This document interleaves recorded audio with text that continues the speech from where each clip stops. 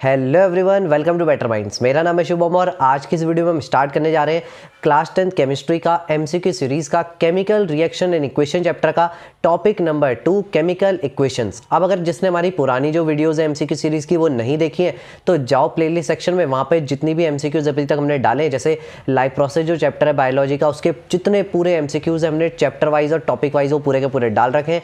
और जो यहाँ पे केमिकल रिएक्शन इक्वेशन है उसकी भी प्लेलिस्ट वहाँ पे मिल जाएगी, तो वो भी हम जो है जैसे जैसे नई नई वीडियोस आती रहेंगी। अभी तो ये टॉपिक नंबर 2 ही चल रहा है, तो जैसे जैसे वीडियोस आती रहेंगी वो भी वहाँ पे मिलती जाए। अब यहाँ पे जितने भी हम एमसीक्यूज करने जा रहे हैं, अगर उसका जो पीडीएफ का लिंक है वो चाहिए तो वो भी मिलेगा डिस्क्रिप्शन में। और अगर किसी को जितने भी यहाँ पे क्वेश्चंस हम देख रहे हैं, हर एक वीडियो के नीचे डिस्क्रिप्शन में लाइव टेस्ट का लिंक मिलेगा। तो लाइव टेस्ट का लिंक क्या है कि उस लिंक के ऊपर क्लिक करो और उसके बाद तुम हमारी जाओगे वेबसाइट के ऊपर, और वेबसाइट के ऊपर जो तुमने वो पढ़ा है उसी को एज अ टेस्ट की फॉर्म में वहाँ पे अटेम्प्ट कर पाओगे। तो पता लग पाएगा कि हाँ कितना जो वीडियो देख के कितना समझ में आया, क्योंकि अगर क्वेश्चंस अटेम्प्ट कर पा रहे हो, अच्छे वहाँ पे मार्क्स ला पा रहे हो, तो तुम्हें एग्जैक्टली आइडिया लग जाएगा। तो फिर वेबसाइट के प्रमोशन के बाद शुरू करते हैं हमारी आज की वीडियो। क्वेश्चन नंबर 1 हमारे पास आता है कि व्हाट इज केमिकल इक्वेशन, कि एक जो केमिकल इक्वेशन जो होती है, देखो दो चीज में डिफरेंस समझो, केमिकल रिएक्शन और केमिकल इक्वेशन में। केमिकल रिएक्शन क्या होती है एक्चुअल में, जब मैं कोई केमिकल, दो केमिकल मैंने ऐसे टेस्ट ट्यूब वगैरह में लिया और मैं उनको मिला रहा हूँ, तो वो क्या हो गया मेरा, वो एक्चुअल में रिएक्शन करवा रहा हूँ अपने सामने, ठीक है। केमिकल इक्वेशन क्या हुआ, केमिकल इक्वेशन जो चीज़ मैंने करवाई है उसको मैं अगर करवा नहीं रहा लेकिन किसी को लिख के बता रहा हूँ, जैसे ठीक है, लिख के मैं उसको बता दे रहा हूँ वहाँ पे, तो उसको हम क्या बोलते हैं, केमिकल इक्वेशन कहते हैं। तो ये चीज़ पहले तो दोनों में डिफरेंस समझो, केमिकल रिएक्शन और केमिकल इक्वेशन में। अब क्वेश्चन को अटेम्प्ट करते हैं कि केमिकल इक्वेशन क्या होती है। सबसे पहली चीज, method of representing a chemical reaction, किसी केमिकल रिएक्शन को रिप्रेजेंट करने का तरीका है क्या, तो बिल्कुल सही है, रिप्रेजेंट करने का एक तरीका है। Second option, writing name of element involve in a reaction in the form of symbol, कि जो भी हमारे एलिमेंट जिनसे मैंने रिएक्शन करवाई है या जो मेरा प्रोडक्ट फॉर्म हुए हैं उनको उनकी सिंबल की फॉर्म में लिखना, तो हाँ ये भी एक केमिकल इक्वेशन जो है, इसको भी हम केमिकल इक्वेशन ही कहते हैं। नेक्स्ट है writing formula of compound involve in a reaction, किसी रिएक्शन में जो जो कंपाउंड इन्वॉल्व है, जो मतलब रिएक्टेंट्स हैं, चाहे जो नए जो प्रोडक्ट फॉर्म हो रहे हैं उनको, उनके बारे में वहाँ पे लिखना, मतलब उनका नाम लिखना। तो क्या ये केमिकल इक्वेशन है, तो बिल्कुल ये भी सही बात है।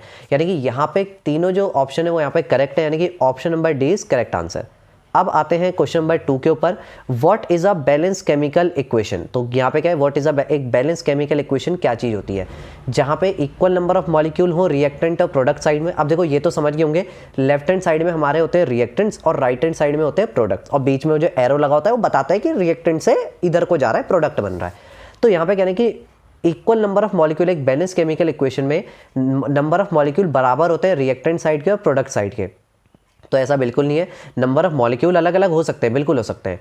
नेक्स्ट है equal mass of element in reactant और प्रोडक्ट, जो मास है एलिमेंट का वो रिएक्टेंट साइड में जितना होगा उतना ही प्रोडक्ट साइड में होगा, तो ये बिल्कुल करेक्ट है यहाँ पे कि जो मास है एलिमेंट्स का, मान लो अगर लेफ्ट हैंड साइड में कोई रिएक्शन हो रही है, उसमें लेफ्ट हैंड साइड में जिंक है, अब जिंक का जो लेफ्ट हैंड साइड में मास है फॉर एग्जाम्पल मान लो 50 ग्राम है, तो राइट हैंड साइड में भी उसका मास क्या रहेगा, वहाँ पे 50 ग्राम ही रहेगा, कहीं से कोई बढ़ जाएगा या घट, ऐसा कुछ नहीं होने वाला, वहाँ पे बढ़ने घटने का कोई हिसाब नहीं होगा, बिल्कुल बराबर रहेगा। ये तो मैंने जस्ट एक एग्जांपल दिया, ऐसा कुछ भी हो सकता है।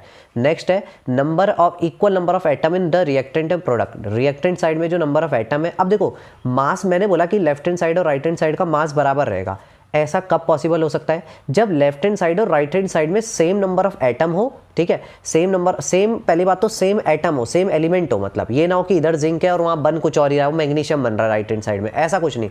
इधर अगर जिंक है तो उधर भी जिंक प्रेजेंट हो और अमाउंट भी, नंबर ऑफ एटम भी जिंक के बराबर हो भाई, यानी कि सेम एटम और सेम उसका नंबर ऑफ जो हमारे वो है, वो जो नंबर ऑफ एटम है वो भी बराबर हो, मतलब ठीक है। तो ये दोनों चीज़, और डी ऑप्शन बोल रहा है इन दोनों चीज़ के बारे में कि इक्वल मास और नंबर ऑफ एटम, तो यानी कि डी ऑप्शन जो है वो करेक्ट आंसर होगा, क्योंकि वो दोनों चीज़ को मिलाकर बोलता है। तो ऑप्शन नंबर बी और सी में दोनों बातें सही लिखी, लेकिन डी बोल रहा है कि दोनों बातें सही है कि एक साथ, तो बिल्कुल दोनों बातें एक साथ सही है। अब आते हैं क्वेश्चन नंबर 3 के ऊपर, which of the following is known as a word equation, जो वर्ड इक्वेशन होती है, वर्ड इक्वेशन कैसे कहते हैं। अब देखो केमिकल इक्वेशन को बताने के अलग अलग तरीके हैं, ठीक है, वर्ड केमिकल इक्वेशन को भी अलग अलग तरीके हैं बताने के। अब यहाँ पे एक तरीका है जिसको हम बोलते हैं वर्ड इक्वेशन। अब वर्ड इक्वेशन क्या हुआ, वही वर्ड्स क्या होते हैं, जैसे हम कोई चीज़ रिटर्न में ऐसे दे तो उसको वर्ड्स बोलते हैं। तो यहाँ पे सबसे पहला तरीके में तो एक चीज़ देखो, पहला, अब देखो यहाँ पे जो ये जो 2 और ये जो नंबर लिखे इनको सबस्क्रिप्ट में आना चाहिए, नीचे की तरफ आना चाहिए, बट वहाँ पे ऑप्शन था नहीं, तो इसकी को इसीलिए इसके साथ में इंक्लूड कर लिया। तो इसको थोड़ा मैनेज करना, तो मैं बता देता हूँ एक्चुअल में लिखा क्या है वहाँ पे, Zn प्लस H2SO4 है वो, ठीक है, 2 उसके साथ में है, बट समझ जाओ कि वो सबस्क्रिप्ट में लिखा है। ऐसे ही ZnSO4 प्लस H2 लिखा है। तो ये तो यहाँ पे तो सिंबल की फॉर्म में दिया है, तो ये तो वर्ड्स की फॉर्म में तो नहीं दिया। बी ऑप्शन हमारा करेक्ट आंसर होगा। देखो वहाँ पे क्या लिखा है, zinc plus sulphuric acid give zinc sulphate plus hydrogen. तो ये क्या है, हमारा एक वर्ड इक्वेशन है, इसको बोलते हैं वर्ड इक्वेशन। अब ए वाले को हम क्या बोलते हैं, इसको मैं अभी आगे बताऊंगा, पर फिलहाल इसको हम क्या बोलते हैं, एक वर्ड इक्वेशन कहते हैं।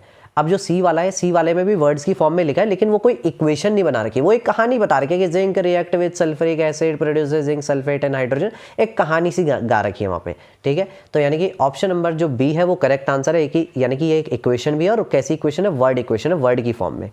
अब आते हैं तो भाई दूसरी कौन सी इक्वेशन होती है, तो ये कहते हैं विच of the following is a chemical equation, इनमें से कोई एक केमिकल इक्वेशन कौन सी। देखो केमिकल इक्वेशन वो होती है जो हमारी किसकी फॉर्म में हो, वर्ड्स की फॉर्म में जो होती है, सॉरी वर्ड्स की फॉर्म में कह रहा हूँ, जो सिंबॉलिक फॉर्म में जो होती है। सिंबॉलिक फॉर्म में देखो सेम टू सेम वही ऑप्शन है यहाँ पे जो पिछले वाले क्वेश्चन में थे, यानी कि ऑप्शन नंबर ए जो है वो हमारा यहाँ पे करेक्ट आंसर हो जाएगा। Option number A is our correct answer. ये देखो यहाँ पे सिंबल्स की फॉर्म में बताया हुआ है। अब आते हैं क्वेश्चन नंबर 5 के ऊपर। क्वेश्चन नंबर 5 हमें यहाँ पे बता रहा है a chemical reaction is balance to satisfy. जब भी कोई एक केमिकल रिएक्शन को हम बैलेंस करते हैं तो ये कहने कि बैलेंस हम उसको करते क्यों हैं, मतलब क्या रीजन है ऐसा बैलेंस करने का। तो देखो बैलेंस करने का एक चीज समझो, बैलेंस कर क्यों रहे थे कि लेफ्ट हैंड साइड के जो नंबर ऑफ एटम है या लेफ्ट हैंड साइड का जो मास है वो राइट हैंड साइड के मास के बराबर आ जाए, है ना, या लेफ्ट हैंड साइड के number of atom right hand side के नंबर ऑफ एटम के बराबर आ जाए, ये चीज़ था। तो यानी कि तुम कर क्या रहे हो एक्चुअल में, मास को कम ज़्यादा होने नहीं दे रहे, यानी कि तुम क्या कर रहे हो, मास को कंजर्व्ड रख रहे हो। इसका मतलब तुम यहाँ पे कौन से लॉ को सेटिस्फाई करने के लिए काम कर रहे हो, law of conservation of mass, law of conservation of मास के लिए। अब लॉ ऑफ कंजर्वेशन ऑफ मास होता क्या है, आ जाओ नेक्स्ट क्वेश्चन के ऊपर फिर। अब आते हैं, देखो 6th क्वेश्चन कह रहा है कि मास can neither be created nor be destroyed is stated by, मतलब मास को ना ही क्रिएट किया जा सकता है, मतलब मैं यहाँ पे बैठा हूँ ऐसा नहीं कि मैं एकदम ऐसा करके कोई मास को क्रिएट कर दूंगा, ऐसा नहीं होने वाला। और ना ही ऐसे कि मेरे सामने कोई चीज़ रखी है और मैं उसको गायब भी कर दूँ कंप्लीटली दुनिया से, गायब इन द सेंस कि वो कहीं फिर होना नहीं चाहिए वो चीज़, ऐसे भी नहीं हो सकता। तो मास के साथ यही केस होता है। तो कह रहे हैं कि ऐसी कौन सा जो लॉ है वो इस चीज़ को बताता है, तो वही जो हमने अभी पढ़ा, law of conservation of mass. तो law of conservation of mass हमारा यही कहता है कि मास को ना ही डिस्ट्रॉय कर सकते हो ना ही क्रिएट कर सकते हो। अब आते हैं क्वेश्चन नंबर 7 के ऊपर। Balancing a chemical equation means, एक केमिकल इक्वेशन को बैलेंस करने का मतलब क्या होता है, ठीक है। Making the number of different type of atom equal on both the side of equation, कि नंबर ऑफ जो एटम है उनको दोनों साइड, लेफ्ट हैंड साइड में और राइट हैंड साइड में उनको बराबर करना, या नंबर ऑफ आयंस को बराबर करना, या नंबर ऑफ मॉलिक्यूल को बराबर करना। तो देखो नंबर ऑफ एटम्स को हमें बराबर करना होता है जब भी हम केमिकल इक्वेशन को बैलेंस कर रहे होते हैं, हमें कोई नंबर ऑफ आयंस वगैरह चार्ज वगैरह इसको नहीं करना, आगे जाके करना होता है, आगे जब 11th क्लास में जाओगे वहाँ पे ये चीज़ें भी पढ़ोगे। बट अभी फिलहाल के लिए हमारा क्या करेक्ट आंसर है यहाँ पे, ऑप्शन नंबर ए, यानी कि नंबर ऑफ जो एटम है उनको बराबर करना। अब आते हैं क्वेश्चन नंबर 8 के ऊपर। जब भी काफ़ी सारी तुमने केमिकल रिएक्शन देखी होंगी, उन केमिकल, अच्छा पहले तो एक चीज़ समझो कि कोई भी केमिकल जब हम इक्वेशन लिखते हैं तो उस इक्वेशन के आगे हम ये भी बताते हैं कि जो मैंने कंपाउंड का नाम लिखा है वो कंपाउंड किस फॉर्म में है। मतलब जैसे मैंने अगर हाइड्रोजन लिखा है H2, तो H2 किस फॉर्म में है, सॉलिड फॉर्म में है तो S लिखूंगा उसके आगे ब्रैकेट में, लिक्विड में है तो L लिखूंगा, ऐसे करके। तो यही चीज़ इन्होंने बता रखी है, ठीक है। तो एक वन ऑफ द फॉर्म हमारी क्या होती है जिसके आगे हम जब किसी भी कंपाउंड के आगे लिखते हैं AQ, तो ये कह रहे हैं कि AQ जो है केमिकल रिएक्शन में, उसका मतलब क्या है भाई, S का मतलब समझ गए सॉलिड है, L का मतलब लिक्विड है, G का मतलब गैस है, तो अब तो एक ही ऑप्शन बना। AQ का मतलब होता है एक्वस। अब एक्वस का मतलब समझो, एक्वस का, चलो अगला वाला क्वेश्चन आने वाला है उसमें बताते हैं एक्वस का मतलब क्या है, यानी कि ऑप्शन नंबर डी हमारा करेक्ट आंसर होगा। अब आते हैं क्वेश्चन नंबर 9 के ऊपर। Aqueous solution means, aqueous solution का मतलब क्या होता है, यही चीज़ मैं वहाँ पे जो बताने वाला था उसी चीज़ की बात हो रही है। देखो एक्वा जो वर्ड वो यूज़ होता है वो हमेशा याद रखना, वो यूज़ होता है वाटर के लिए। जैसे तुमने देखा होगा जो पानी में रहने वाले जो जानवर होते हैं उनको हम क्या बोलते हैं कि एक्वेटिक एनिमल्स हम उनको बोलते हैं, है ना। तो एक्वेटिक एनिमल्स, तो एक्वस मतलब पानी से रिलेटेड है, तो एक्वस उसका सोल्यूशन का मतलब क्या होता है। देखो काफ़ी सारी जो चीज़ें होती है ना वो बिना वाटर के रिएक्शन नहीं करती, ऐसे पाउडर फॉर्म में या कैसे भी वो बिना वाटर के नहीं करेंगी। पाउडर के लिक्विड फॉर्म में भी हो, लेकिन उन्होंने अपना रूल बना रखा है कि भैया जब तक वाटर भैया नहीं आएंगे हमारे तब तक हम रिएक्शन नहीं करेंगे, ठीक है। तो वाटर जब तक आएगा नहीं तब तक रिएक्शन होगी नहीं। तो कुछ जो जब उसमें हम वाटर मिला लेते हैं तो जिस भी चीज़ में वाटर मिलाया जाता है उसको हम क्या बोलते हैं कि ये एक्वस सोल्यूशन बन गया, मतलब solution made in water. Water के में जो भी सोल्यूशन बनता है उसको हम क्या बोलते हैं, एक्वस सोल्यूशन कहते हैं, यानी कि ऑप्शन नंबर सी। अब आते हैं क्वेश्चन नंबर 10 के ऊपर। Which of the following physical state symbol is used if a precipitate is form in a chemical reaction. देखो एक चीज समझ गए भाई, रिएक्शन में सॉलिड होगा तो मैं उसके आगे S लिखूंगा, लिक्विड होगा तो L लिखना है, गैस होगा तो G, और किसी में पानी मिला रखा होगा तो उसके आगे तो एक्वस लिखना है, AQ लिखना है। मतलब ये चीज़। लेकिन अगर किसी रिएक्शन में प्रेसिपिटेट फॉर्म हो रहा है, अब याद करो प्रेसिपिटेट क्या था, इनसॉल्युबल सॉलिड, ऐसा कोई सॉलिड बन जाए जो कि घुल नहीं रहा रिएक्शन में, जो कि ऐसे तैर रहा है, वहीं दिख रहा है, तुम्हें दिख रहा है कि अरे यार ये क्या तैर रहा है ऐसे करके, तो उसके आगे उसको रिप्रेजेंट कैसे करना है। तो देखो वहाँ पे जब भी कोई प्रेसिपिटेट फॉर्म होता है तो यहाँ पे ऑप्शन नंबर सी जो है वो करेक्ट आंसर नहीं होगा। पीपीटी पे मत कर देना कि प्रेसिपिटेट बना है तो पीपीटी ही होगा, नहीं। जब भी कोई प्रेसिपिटेट फॉर्म होता है तो उसका उन्होंने बोला है फिजिकल स्टेट सिंबल, ये नहीं बोला कि क्या लिखोगे, उसको लिखने के लिए पीपीटी लिखते हैं, बट फिजिकल स्टेट सिंबल क्या है, फिजिकल स्टेट सिंबल हमारे पास 4 ही है, सॉलिड, लिक्विड, गैस और एक्वस। तो यहाँ पे कौन सा आएगा, प्रेसिपिटेट क्या है, इनसॉल्युबल सॉलिड, यानी कि क्या आएगा उसके नाम के आगे सॉलिड, यानी कि ऑप्शन नंबर ए जो है वो करेक्ट आंसर है। तो प्रेसिपिटेट भी हो चाहे लेकिन उसके आगे आएगा तो एस ही। अब आते हैं क्वेश्चन नंबर 11 के ऊपर। C+O2 give CO2 plus heat is an example of, देखो ये एक रिएक्शन लिखी हुई है, कार्बन प्लस O2 ऑक्सीजन से मिला के बनता है कार्बन डाइऑक्साइड और वहां पर निकलती है हीट, ठीक है। ये कह रहे हैं कि ये रिएक्शन किस चीज़ का एग्जाम्पल है। देखो ये मैंने लास्ट वीडियो में बताया था कि ये हमारा किस चीज़ का एग्जाम्पल है, जब भी किसी रिएक्शन में हीट बाहर को अगर निकलती है तो वो हमारा एग्जाम्पल है एक्सोथर्मिक रिएक्शन का। और मैंने इसको किस चीज़ से बताया था, मैंने बोला था एक्सो को ऐसे याद करना, एक्सो मतलब एग्जिट, एग्जिट मतलब बाहर निकलना, बाहर जाना, ठीक है। तो एक्सोथर्मिक रिएक्शन, यानी कि यहाँ पे ऑप्शन नंबर जो बी है वो करेक्ट आंसर हो जाएगा, एक्सोथर्मिक रिएक्शन, ठीक है। अब डिस्प्लेसमेंट, डबल डिस्प्लेसमेंट क्या है, ये अभी अगली जो वीडियोस आने वाली है उनमें आएगा, ये टाइप ऑफ रिएक्शंस होता है, ये अभी आगे जाके हम पढ़ेंगे। अब आता है question number 12, which of the following is an example of exothermic reaction. ये 4 यहाँ पे 3 रिएक्शन दिए, चौथा तो ऑल ऑफ द अबव लिखा है, तो इनमें से बोला है कि कौन सी जो रिएक्शन है वो हमारी एक्सोथर्मिक रिएक्शन है। एक्सोथर्मिक मतलब समझे, ऐसी कौन सी रिएक्शन जिसमें कि हीट बाहर निकलेगी, हमें देनी नहीं पड़ेगी हीट बाहर निकलेगी, एक्सोथर्मिक। इलेक्ट्रोलिसिस वाटर, अब एक चीज़ सोचो, इलेक्ट्रोलिसिस ऑफ वाटर, वाटर का इलेक्ट्रोलिसिस का मतलब होता है, इलेक्ट्रो मतलब इलेक्ट्रिसिटी, लिसिस मतलब टू ब्रेक, तोड़ना, मतलब इलेक्ट्रिसिटी देके वाटर को तोड़ना। भाई इलेक्ट्रिसिटी तुम दे रहे हो तो मतलब एनर्जी कौन दे रहा है, एनर्जी तुम दे रहे हो। एक्सोथर्मिक में एनर्जी तुम नहीं दे रहे होते, एनर्जी तुम्हें मिल रही होती है, यानी कि ए तो हो नहीं सकता।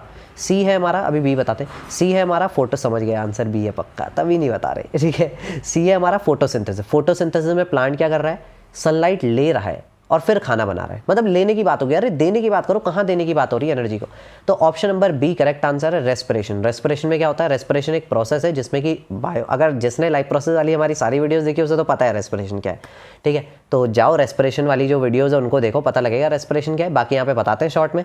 रेस्पिरेशन क्या होता है, जब हमने फूड को खाया, ग्लूकोज बन गया उस फूड का, वो जो ग्लूकोज बना हमारा वहाँ पे, उस ग्लूकोज का जब ऑक्सीडेशन होता है तो वहाँ पे निकलती है एनर्जी। भाई मैं खाना खा रहा हूँ, उससे ग्लूकोज बना, ग्लूकोज का ऑक्सीडेशन हुआ, देन मेरे को एनर्जी मिली, तो इसमें क्या हुआ, एनर्जी रिलीज हुई। अब मैं इतना एक्शन यहाँ पे कर पा रहा हूँ, ये हाथों हिलाता रहता हूँ, कैसे करता हूँ, एनर्जी रिलीज हो रही है, एक्सोथर्मिक रिएक्शन, ठीक है। मेरी बॉडी में भी रेस्पिरेशन हुआ तो इतनी एनर्जी, तभी एक्साइटमेंट आ रही है इतनी।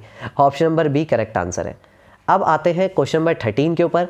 All the decomposition reactions are, जितनी भी डिकम्पोजिशन रिएक्शंस होती हैं वो हमारी कैसी होती है। देखो डिकम्पोजिशन का मतलब समझो पहले, डिकम्पोज करना मतलब किसी को तोड़ना। भाई तुम किसी को तोड़ रहे हो किसी चीज़ को, तो कैसे तोड़ोगे, भाई मारोगे पीटोगे इसको, मारोगे पीटोगे मतलब क्या, एनर्जी कौन दे रहा है, एनर्जी तुम दोगे। यानी कि जितनी भी डिकम्पोजिशन रिएक्शन होती है किसी को तोड़ना पड़ेगा तो तुम्हें उसके ऊपर एनर्जी देनी पड़ेगी, यानी कि option number A correct answer है। मतलब जितनी भी डिकम्पोजिशन रिएक्शन होती है वो सबकी सब कैसी होती है, एंडोथर्मिक, एनर्जी हमें देनी पड़ती है। भैया तोड़ना तुम्हें तो एनर्जी भी तुम्हें देनी पड़ेगी, तो इसलिए option number A correct answer है। अब आते हैं क्वेश्चन नंबर 14 पे। Calcium carbonate CaCO3 plus heat, इसमें हीट दी, इससे बनता है calcium oxide plus CO2 is an example of. ये किस चीज़ का एग्जाम्पल है, देखो कैल्शियम कार्बोनेट को हीट देनी पड़ी, रिएक्टेंट साइड में है हीट। देखो ये बात ध्यान रखना, कभी भी अगर लेफ्ट हैंड साइड यानी कि रिएक्टेंट साइड में कभी अगर हीट लिखा हो, एनर्जी लिखा हो, हीट एनर्जी लिखा हो, बहुत सारी चीज़ें लिखी हो सकती है इसके लिए। अगर इन सब में से कुछ भी अगर लिखा हो, इसका मतलब रिएक्टेंट साइड में हीट है, मतलब तुम दे रहे हो, रिएक्टेंट देते हो तुम, प्रोडक्ट जो है वो तुम्हें मिलता है, ठीक है। तो रिएक्टेंट साइड में लिखा है हीट, मतलब हीट तुम दे रहे हो, ठीक है। तो यानी कि यहाँ पे क्या होगा, हीट तुम दे रहे हो, तो मतलब यहाँ पे कैसी रिएक्शन है, पक्का एंडोथर्मिक रिएक्शन है। भाई एनर्जी तो तुम दे रहे हो इसको, यानी कि ऑप्शन नंबर ए जो है वो करेक्ट आंसर होगा। अब आते हैं हम यहाँ पे question number 15। Which of the following is an example of endothermic. इन सब में से एंडोथर्मिक किसका एग्जाम कौन है, मतलब अब ये तो बताया था, देखो इलेक्ट्रोलिसिस वाटर, इलेक्ट्रिसिटी देकर वाटर को तोड़ना। इलेक्ट्रिसिटी कौन दिया, हमने दिया, ठीक है। तो इलेक्ट्रिसिटी हमने दिया तो क्या हुआ वहाँ पे, इसीलिए वाटर टूटा, तो यानी कि एनर्जी हमने दी, तो यानी कि ऑप्शन नंबर ए जो है वो करेक्ट आंसर है, वही हमारा क्या है एंडोथर्मिक। अच्छा और भी चेक कर लेना, कहीं पता लगे all of the above, all of the above भी ऑप्शन है। रेस्पिरेशन तो मैंने बताया था एक्सोथर्मिक है। बर्निंग ऑफ मैग्नीशियम वायर, ये भी पहली वाली वीडियो में बताया कि मैग्नीशियम जब बर्न होता है तो डेजलिंग वाइट फ्लेम वहाँ से निकलता है ऐसे करके, तो वो क्या है डेजलिंग वाइट फ्लेम क्या है, एनर्जी तो है एक तरीके से भाई, लाइट एनर्जी निकल रही है वहाँ से, है ना। तो यहाँ पे ये भी नहीं होगा, यानी कि एनर्जी निकल रही है, हमें तो चाहिए कि जहाँ एनर्जी देनी पड़ रही हो। Option number A is correct answer. अब आते हैं हम हमारे आखिरी क्वेश्चन के ऊपर। Photosynthesis is an example of, photosynthesis जो है वो किस चीज़ का एग्जांपल है। अब इस क्वेश्चन का तुम मेरे को करो आंसर कि फोटोसिंथेसिस में बताओ, ये मैं ऑलरेडी बता चुका हूँ अगर पूरा वीडियो देखा है तो इस क्वेश्चन का आंसर करो कमेंट सेक्शन में, जिसका भी आंसर करेक्ट होगा तो उसको मैं यहाँ पे हार्ट दे दूंगा, तो आइडिया लग जाएगा कि किसका जो आंसर है वो यहाँ पे करेक्ट है। अब एक और चीज़ देखो, ऐसा मत समझना कि ये वीडियो यहाँ पे खत्म हो गया, थोड़ा सा शॉर्ट वीडियो था, इसमें मैं अब एक और चीज़ें कुछ बता देता हूँ। केमिकल इक्वेशन वाला जो टॉपिक है उसमें जो एमसीक्यूज़ हैं और कहाँ कहाँ से आ सकते हैं, जिनको कि मैंने अपनी इस वीडियो में इंक्लूड नहीं किया है। यहाँ पे जो एमसीक्यूज़ हैं वो तुम्हारे सबसे पहले तो आ सकते हैं जितने भी बैलेंसिंग वाले क्वेश्चन हैं। अब देखो बैलेंसिंग वाले क्वेश्चन बहुत सारे हो जाते हैं और वहाँ पे पूरा एक्सप्लेन करने का हो जाता, तो इसलिए मैंने उसको इंक्लूड नहीं करा यहाँ पे। तो बैलेंसिंग अगर तुमको आती है तो बैलेंसिंग से भी एमसीक्यूज़ बन सकते हैं। तो बैलेंसिंग की तो भैया जितनी मर्जी प्रैक्टिस कर लो उतना बढ़िया, ठीक है। सिर्फ क्लास 10th के लिए नहीं कह रहा हूँ, आगे जाके क्लास 11th और आगे जाके जितनी भी क्लासेज हैं उनमें भी वहाँ पे यूज़ होने वाला है। ऑल्दो आगे जाके नई तरीके की बैलेंसिंग भी सीखोगे, बट अभी वाली बैलेंसिंग आनी चाहिए, ठीक है। तो उसको तो बहुत अच्छे से करो कवर, ठीक है। तो ये सबसे मेन पार्ट है। और अगर फिर भी अगर किसी को बैलेंसिंग नहीं आ रही है, समझ में नहीं आ रही है, तो अगर नीचे कम से कम अगर मान लो 15 कमेंट्स भी अगर नीचे आते हैं कि हाँ भैया बैलेंसिंग की एक आप अलग से वीडियो बना दो, बता दो कि हमको बैलेंसिंग, वैसे तो बहुत ईजी होती है बैलेंसिंग, बट फिर भी अगर 15 से ऊपर भी अगर कमेंट नीचे आ गए वीडियो के नीचे कि बैलेंसिंग कैसे करनी है, इसके ऊपर एक सेपरेट वीडियो बनाओ, तो मैं एक सेपरेट वीडियो इसके ऊपर बना दूंगा, उसको कोई इशू नहीं है। वरना बाकी जैसे एमसीक्यू जो सीरीज चल रही है वो तो चलती रहेगी फिर। So this is the end of this video. I hope कि यहाँ पे जितने भी एमसीक्यूज है वो बहुत ही अच्छे से समझ में आए होंगे और ये पूरी की पूरी जो एमसीक्यू सीरीज है बहुत ही ज़्यादा पसंद आ रही होगी। लेकिन फिर भी अगर किसी भी चीज़ से रिलेटेड कोई डाउट है तो उसको यूट्यूब के कमेंट सेक्शन में या फिर इंस्टाग्राम पे मैसेज करके हमको बता सकते हो। तो चलो मिलते हैं फिर नेक्स्ट वीडियो में, तब तक के लिए पढ़ाई करते रहो और मजे करते रहो।